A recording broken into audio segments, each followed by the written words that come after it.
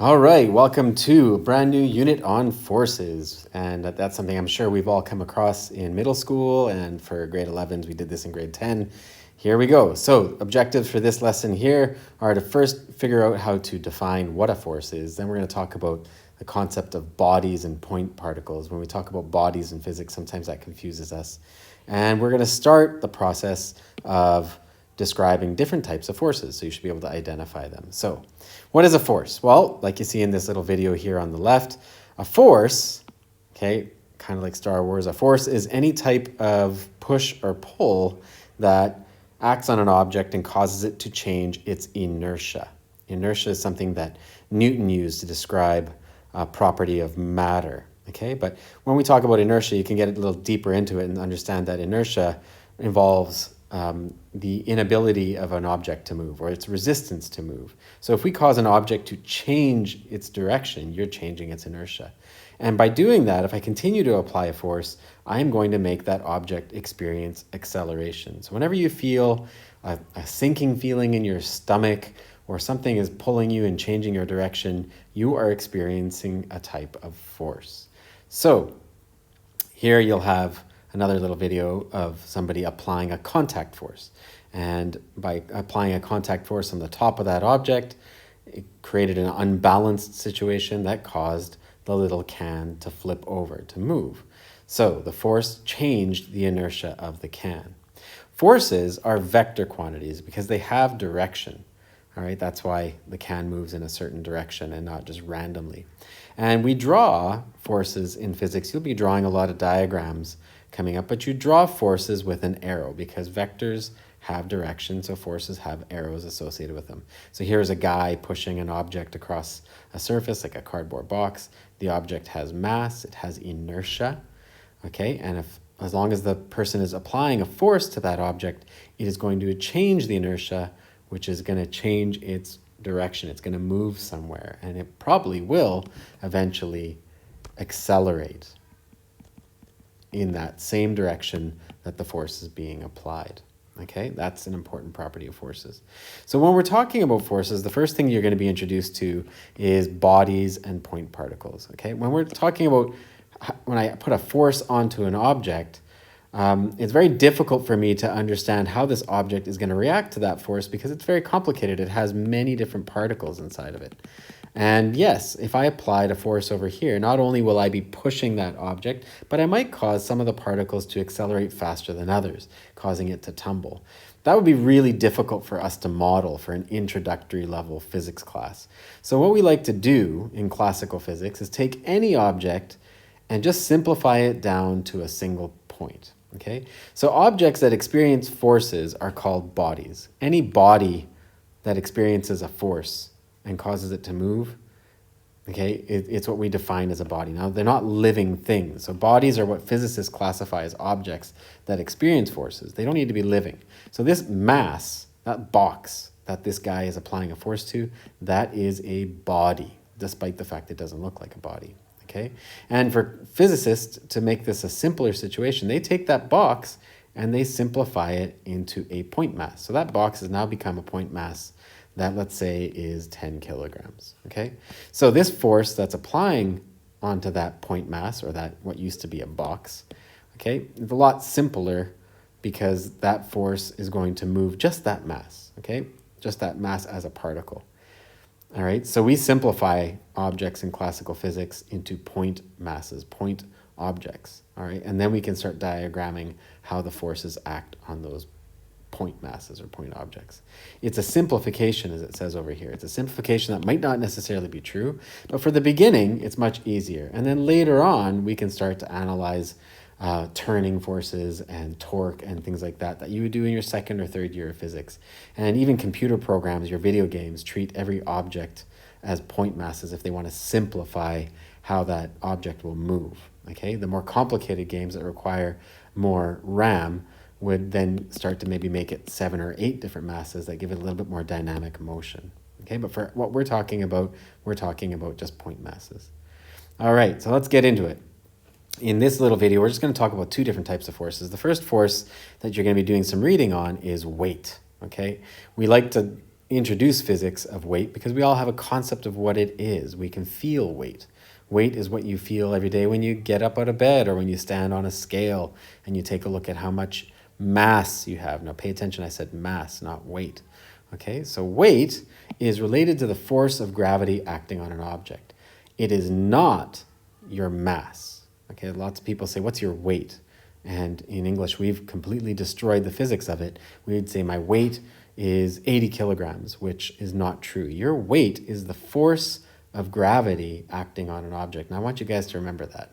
Weight is a force, mass is your kilograms. Okay, so the force of gravity acts always from the center of mass of an object. Okay, and the force of gravity is the attraction between objects of matter, and it's dependent on the space between them. We'll come back to that a little bit later on. But for now, we'll just understand that the force of gravity is pulling down on all objects acting towards the center of the earth.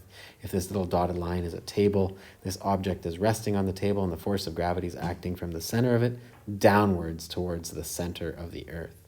And the force of gravity is calculated by the mass of the object times the acceleration of gravity. Okay, so m is mass of the object measured in kilograms, and little g is the acceleration of gravity.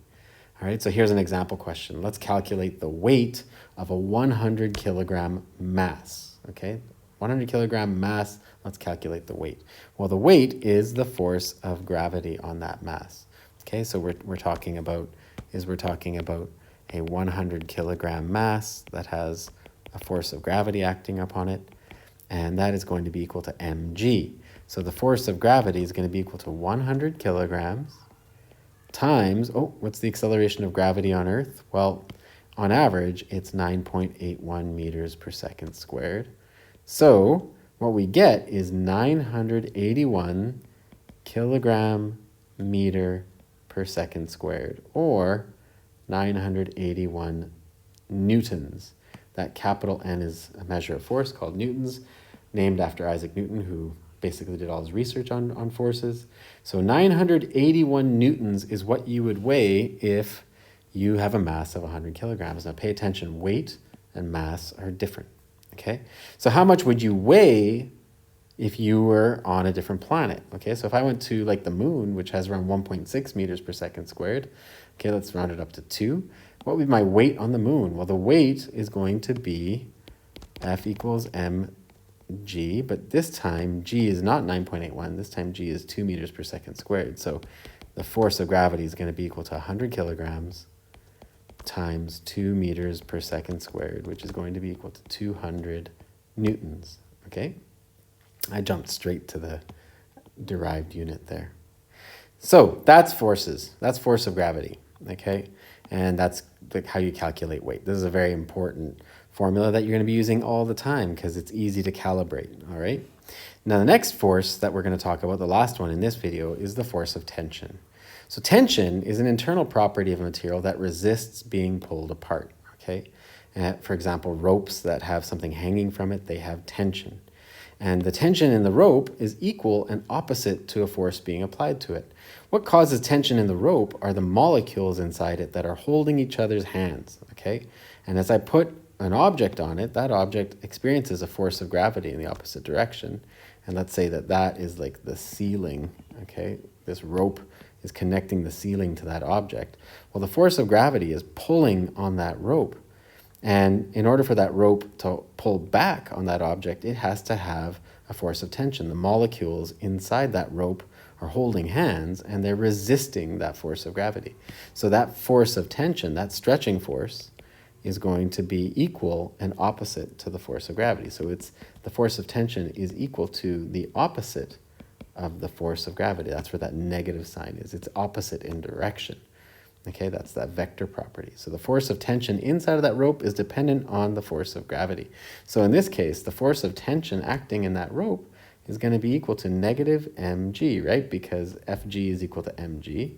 So the force of tension is going to be equal to 100 kilograms times 9.81 meters per second squared. The force of tension in that rope is going to be negative 981 newtons. Now it's only negative because it's acting in the opposite direction of the force of gravity, and I've defined that. All right, so that rope is going to have 981 newtons of force of tension inside it. As long as that rope, the molecules can withstand 981 newtons of pulling them apart, then that rope is going to be fine.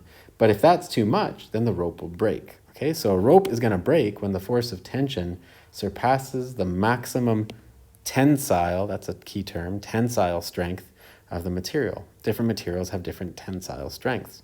An important thing to know is when you're climbing rocks, if you're a rock climber, you buy specific ropes that have different tensile strengths. And the more tensile strength, the heavier it is, so you have to pay attention.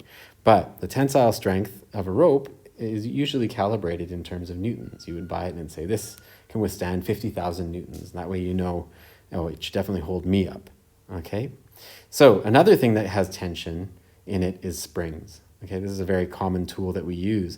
We even use springs to actually weigh things, and you're going to be doing a lab on that. So here's a diagram where I have an unstretched spring, and then we start hanging weights. Imagine each one of these. You see how I called it a weight? That's the English language for you.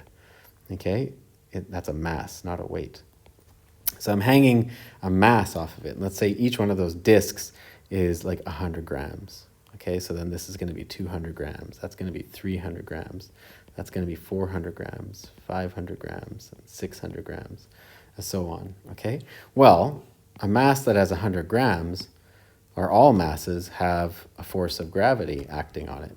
And that force of gravity is going to be equal and opposite to the force of tension inside of that spring. That's the force of tension in the spring. The greater the mass, the greater the force of gravity, the greater the force of tension. And so what we see here is I increase the force of gravity acting on the spring. I'm going to increase the force of tension. The more tension, the more the spring is going to stretch. And this property kind of looks like, if I made a graph, that looks pretty linear, doesn't it? Okay, and if I made a graph, the graph would be described by Hooke's law. Hooke was somebody who was researching springs, a contemporary of Isaac Newton. Okay, and so the unstretched spring would look like this. And Hooke said that the force of tension inside of the spring is equal to negative kx. X is like the displacement. How much is that spring going to stretch? And k is a constant. So if I want to figure out, if I want to stretch this spring by, let's say, 10 centimeters, as long as I know the k constant of the spring, I can multiply that together and I'd be able to find the force required to stretch that spring. Okay, and that's Hooke's law. So k is a constant. It's called a spring constant. And it's measured in newtons per meter. And x is equal to my displacement. Okay, how much the spring is stretched in meters. Okay, so let's do some quick practice problems of calculating the tension in springs. Calculate the spring constant of a spring that's stretched by 10 centimeters when a 1 kilogram mass is applied to it. Okay, so if I had a spring and I put 1 kilogram, that spring is going to stretch. Okay, and then the 1 kilogram is going to be down here. That's the force of gravity acting on the 1 kilogram, and that's going to be the force of tension in the spring. And let's just change the color to something that you can easily see. The force of tension is equal to negative kx.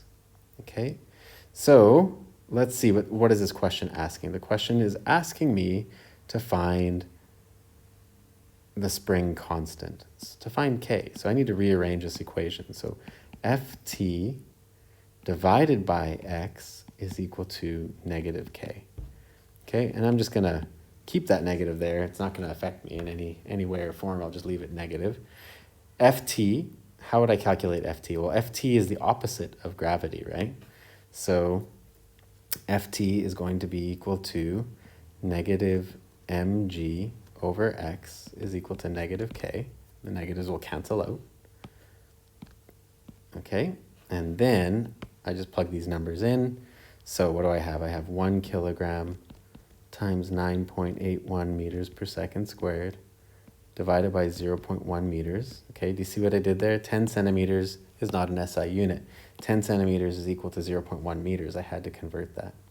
Okay, so 9.81 divided by 0.1. Okay, K is equal to 98.2 1 newtons per meter. That's what I get for the K constant of that spring. All right, next question. Calculate the force required to stretch 1,000 Newton per meter spring by 10 centimeters. Okay, so in that regard, the force of tension is going to be equal to Kx, negative, but negative just means the opposite. I don't have to say negative right now because I'm just finding how much force I have to apply. So the force of tension is going to be equal to 10,000 newtons per meter times 0.1 meters is going to give me 1,000 newtons. Okay, and there we've just calculated the force required to stretch a spring.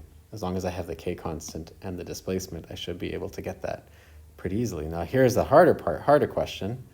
I have a 1,000 kilogram car. Okay, so a 1,000 kilogram car is suspended on 4 springs. Now it really is suspended because these springs are attached to wheels. Those are the shocks inside of a car. And each of those springs has a K constant of 10,000 newtons per meter, every single one of them. Okay, so if I put that car and I rest it onto those springs, the question is asking how much will those springs compress? What will be the displacement of those springs if the car has a mass of 1,000 kilograms? Well, that's the force of gravity acting on the car. And each of these springs is going to share the load equally. Okay, they're going to share the load equally. They're all going to act upwards. The force of tension is going to be upwards this time.